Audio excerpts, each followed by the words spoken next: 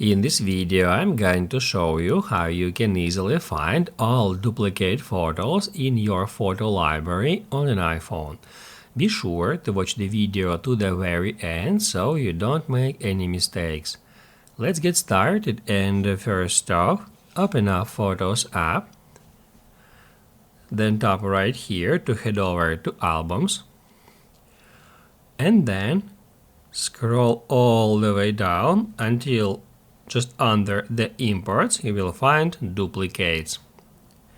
If we get into it, we'll be able to check all the photos that iOS system detects as duplicates.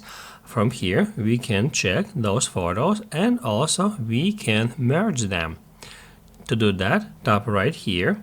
It says that the selected items appear to be the same but may have unique resolutions, file formats, or other slight differences. Merging will keep one version of the duplicates that combines the highest quality and relevant data and move the rest to recently deleted. If you would like to merge all the duplicates, tap right here. If this video helped you out, don't forget to hit the like button.